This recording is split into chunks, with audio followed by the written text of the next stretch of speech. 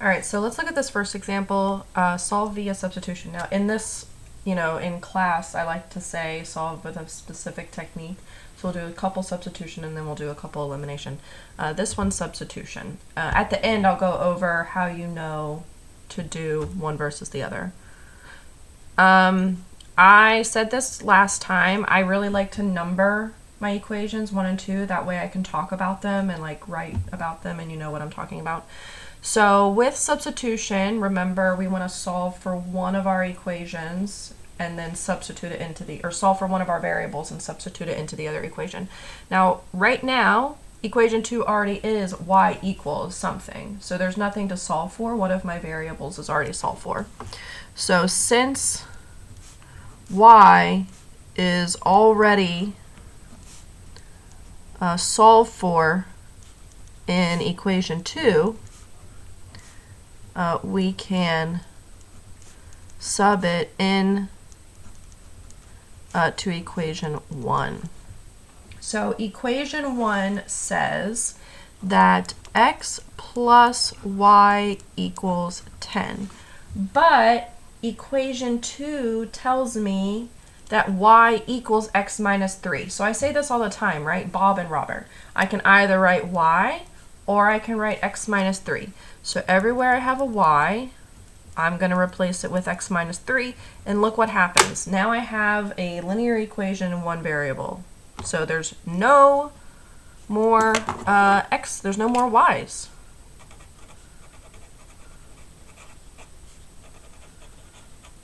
So we're going to be able to solve for x, is what that means. And once we have x, we know the relationship between y and x.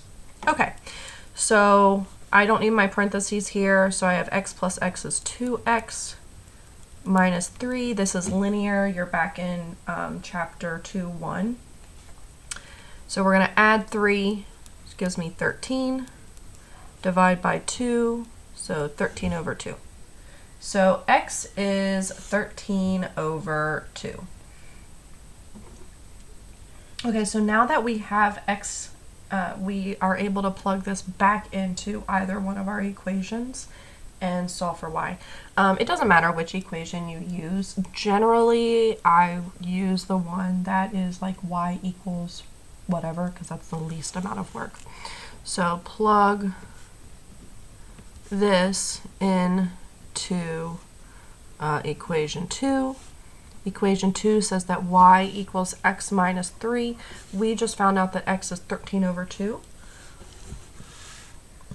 So we can write y equals 13 over 2 minus 3.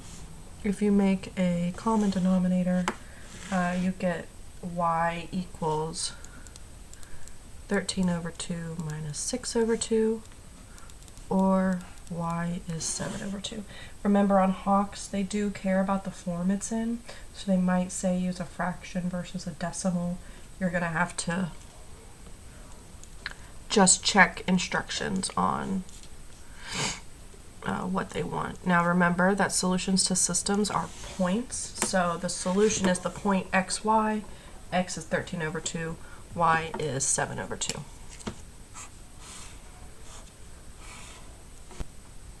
All right, for our second example, I want to do one where we actually do have to solve for a variable. So this one is 5x plus 4y equals 23, and 4x plus 4y equals 20. Now again, it doesn't matter which equation and which variable you decide to work with. In this problem, working with equation 2 is easier because whether I solve for x or y, I'm going to have to divide by a 4, and 20 is divisible by 4. If I were to work with equation 1, 23 is prime, so any division that I do, I'm going to be left with, 23 over 5 or 23 over 4. That's kind of a pain to work with, so I would recommend solving equation 2. And just because last time I solved, I had equation 2 for y, this time I'm going to solve equation 2 for x. Again, it doesn't actually matter which equation and which variable. This is just what I'm going to do for this one. Okay, so if I solve equation 2 for x, equation 2 says that 4x plus 4y equals 20. So 4x is minus 4y plus 20. or x is negative y plus 5. So I'm going to call this equation 3. So equation 3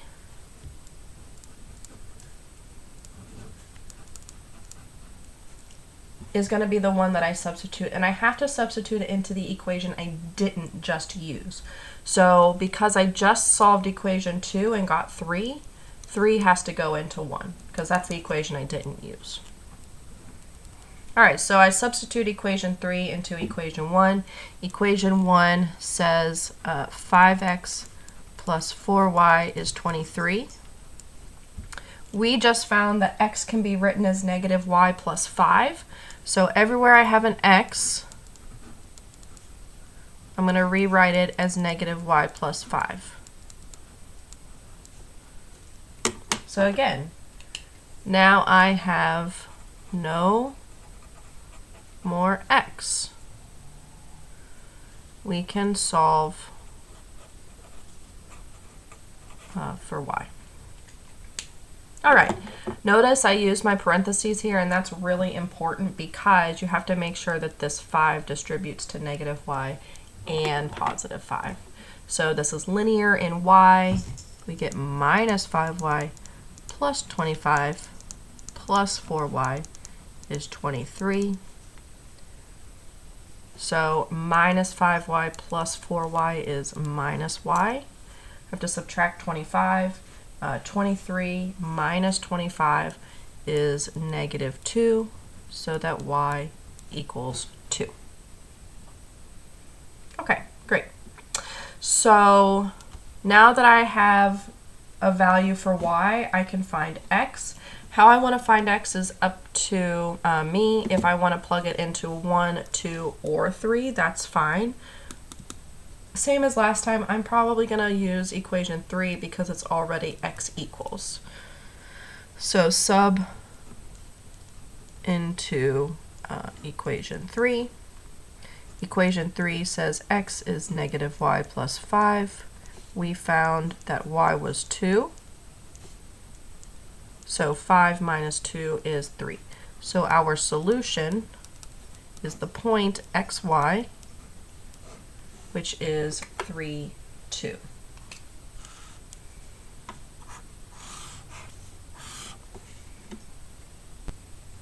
All right, so example C, this is, right, the last ones I do are usually the weird cases. So this one is one of our inconsistent or consistent dependent cases. Now when we were doing the graphing, the inconsistent was the two parallel lines, and the consistent dependent was when it was the same line. So on an exam, the minute you realize that you have one of those cases, you can explain that to me why you know it to be true, and write me a blurb and get your points. So here at this one, I have 2x plus 5y equals negative 9, and minus 4x minus 10y equals 18. Now if you look at these and you realize, wait a minute, if I just multiply each one of these by 2 in equation 1, actually negative 2, I end up with equation 2, right? 2 times negative 2 is negative 4, 5 times negative 2 is negative 10, negative 9 times negative 2 is positive 18. So these are actually the same equation, just with a factor of negative 2. If you realize that, you can tell me. Suppose you don't, and you go to solve this with substitution. So which one would I like to do? I don't know. We haven't solved equation 1 yet in the 2 examples we've done, so let's do that.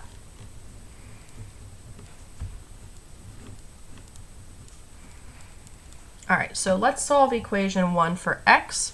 When we do that, we have 2x plus 5y equals negative 9. So I subtract 5y, and I'm going to divide by 2.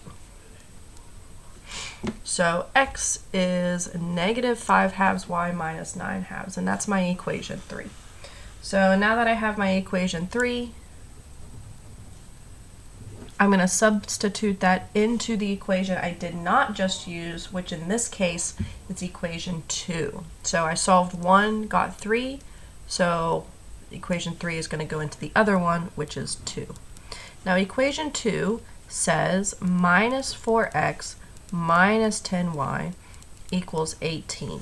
But equation 3 tells us we can write x as minus 5 halves y minus 9 halves, right? Bob and Robert. I can either write Bob, which is x, or I can write the long name Robert, which is minus 5 halves y minus 9 halves.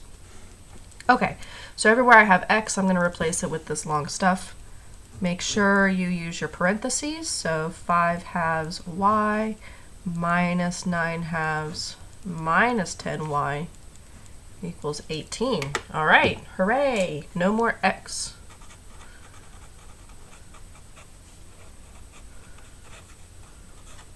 We can solve for y. All right, so distribute this 4. So negative gives me positive. Negative gives me positive.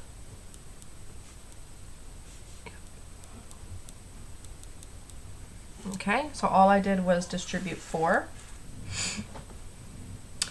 And let's see. When I simplify, so we've done a bit about the simplifying. This 2 and 4 share a factor of 2. This 2 and 4 share a factor of 2. So I actually have 2 times 5y plus 2 times 9 minus 10y equals 18.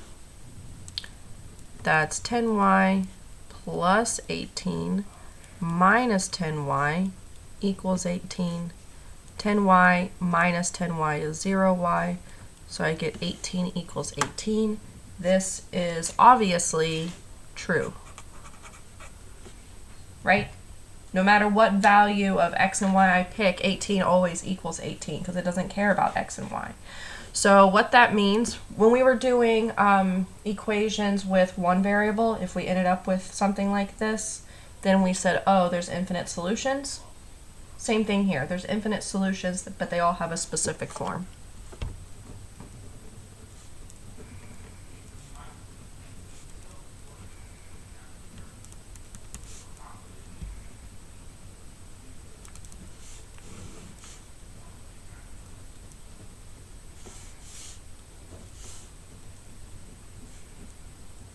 All right, so there are infinite solutions, and they have the form xy. Let's see. Back up here, we solve for x.